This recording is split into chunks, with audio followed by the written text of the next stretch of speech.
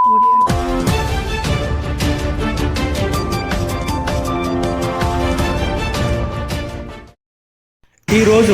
Doctor BR Ambedkar గారి 69వ వర్ధంతిని పురస్కరించుకొని Shri Rajarajeshwara tiles and marble association Peddapalli జిల్లా అధ్యక్షులు కల్లపల్లి రవి ఆధ్వర్యంలో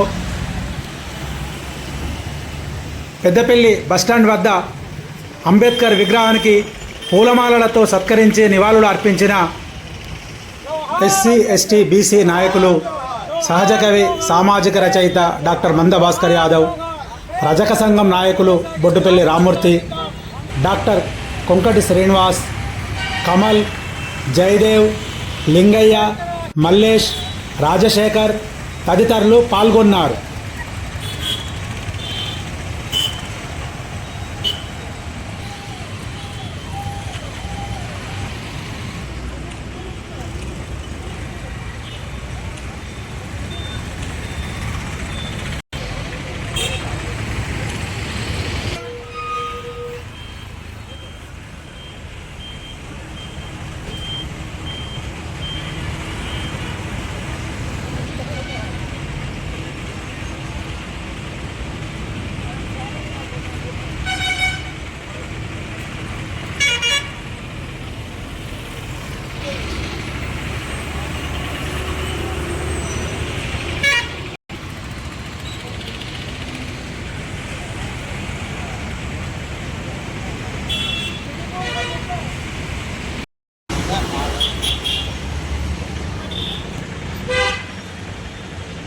हमारे हमारे हमारे हमारे हमारे हमारे కొనసాగిద్దాం కొనసాగిద్దాం కొనసాగిద్దాం కొనసాగిద్దాం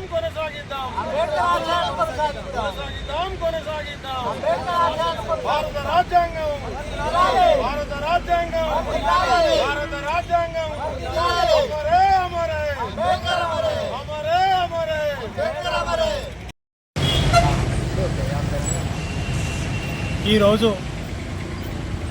మహనీయుడు, మహాత్ముడు, భారత రాజ్యాంగ నిర్మాణ స్ఫూర్తి ప్రదాత డాక్టర్ బిఆర్ అంబేద్కర్ గారి వర్ధంతిని పురస్కరించుకొని పెద్దపల్లి పట్టణంలో తన విగ్రహానికి పూలమాలలతో నివాళులు అర్పించడం జరిగింది.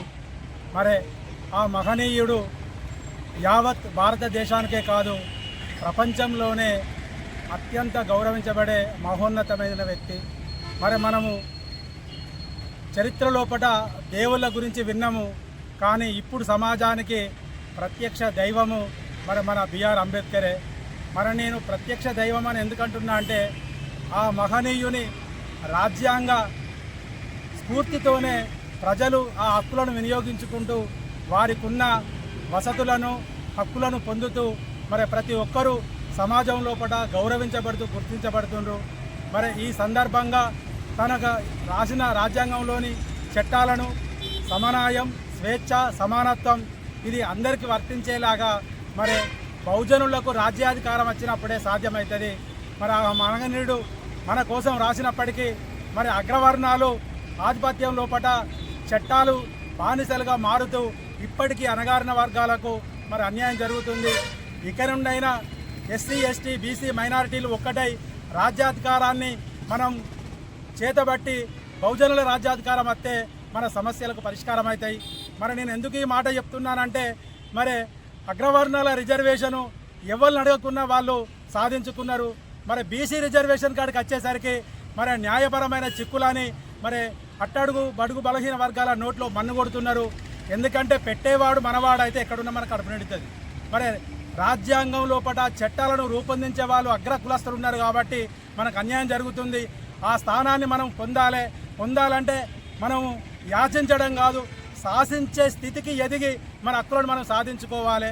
ఈ సందర్భంగా అంబేద్కర్ రాసిన రాజ్యాంగాన్ని పూర్తిగా వినియోగించుకొని మన హక్కులు సాధించుకుందాము. జోహార్ జోహార్, జోహార్ జోహార్.